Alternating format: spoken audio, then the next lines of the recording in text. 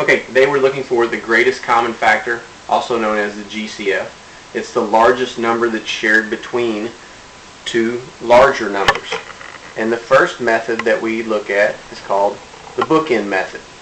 And if you remember, bookends are things that hold books up on a shelf. So we're looking for the far ends of these numbers. The easiest way to do this is to find the ends. That's why it's called the bookend method. So I'm looking for the largest and the smallest factor of both of these numbers. So if I start with the number 27, the smallest factor is always going to be 1 for every number, because 1 goes into every number. And then the largest number will always be the number itself.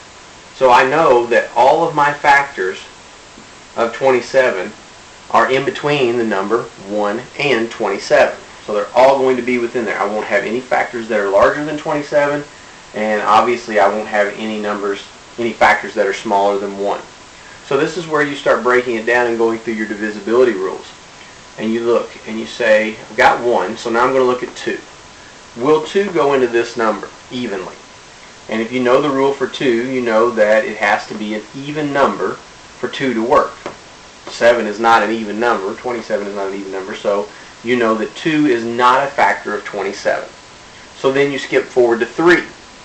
And the rule for 3 is you add the two numbers together and see if 3 will go into that number. So 2 plus 7 is 9. 3 goes into 9, therefore it goes into 27 also.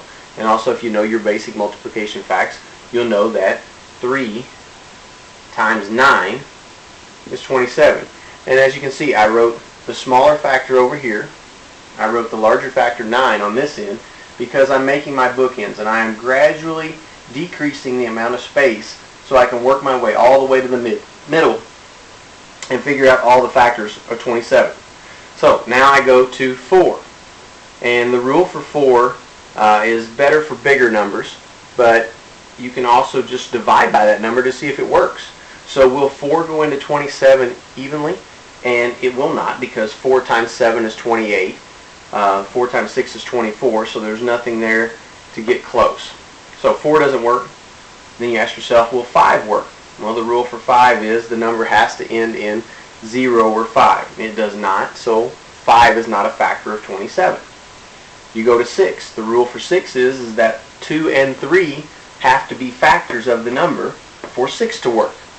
3 is a factor, but 2 is not a factor of 27, so 6 won't work. 7 is another tricky one. You pretty much have to just divide that one out. 7 times 3 is 21. 7 times 4 is 28, so that's too much. So 7 is not a factor. You go to 8.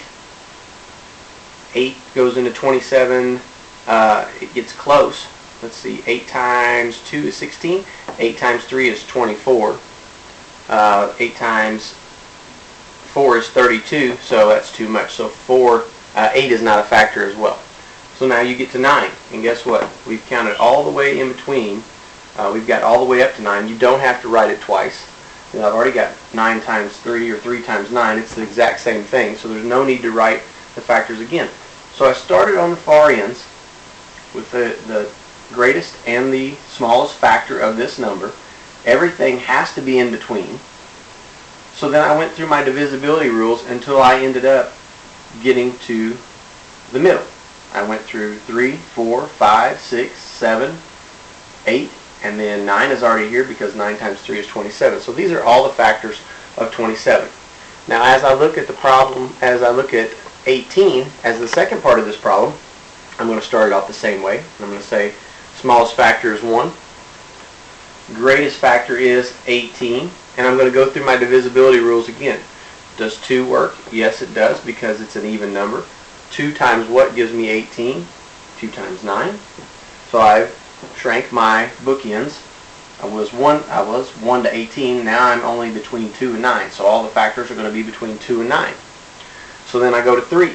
Does 3 go into 18? How many times? Goes in there 6 times. Does 4 go into 18? No, it does not. Does 5 go into 18? No, it does not. And I've already got 6 on this end. So these are all the factors of 18. 1, 2, 3, 6, 9, and 18. So now back to the beginning. We were looking for the greatest common factor, the biggest factor that these two numbers share. And if you look, you start on the end. This one has 18, this one has 27, no match. This one has 9, this one has 9.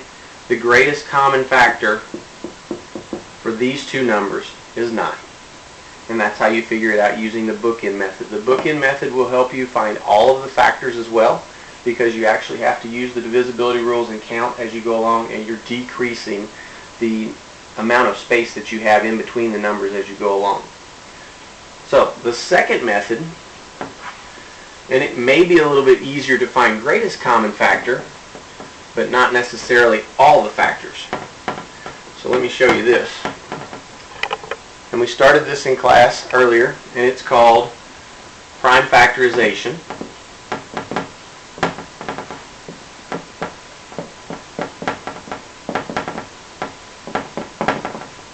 To find the GCF. And when you use prime factorization, you're just finding the prime numbers for that number, the prime factors for that number. So let's go back to our problem that we originally knew we did. We had 27 and 18, because I want to stick with the same numbers, just show you a different method.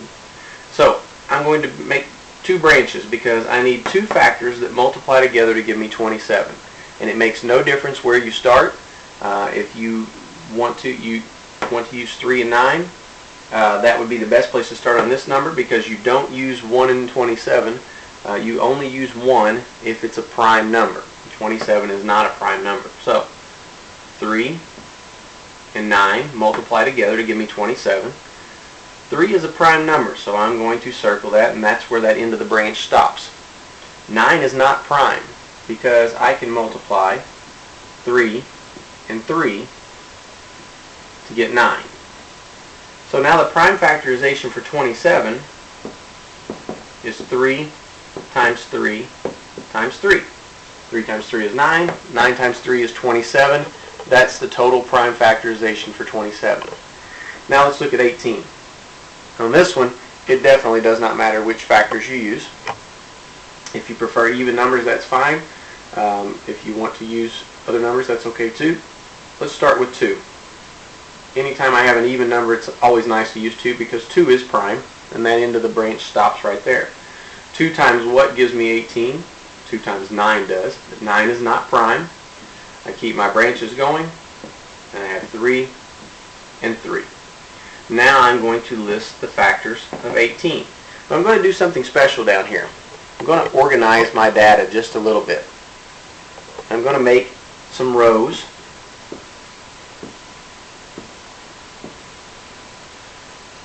And now the factors of 27, I already told you, are 3, 3, and 3. When I put the factors of 18 there, the only number that I can put in this column for 18 is a 3. And I have one right here. So I'm going to add that 3. I'm going to put a check mark beside it because I know I added it. Now in the second column, the only thing that I can put is a 3. Well, I have one more 3, and I'm going to put it right there. And I'm going to check that one off.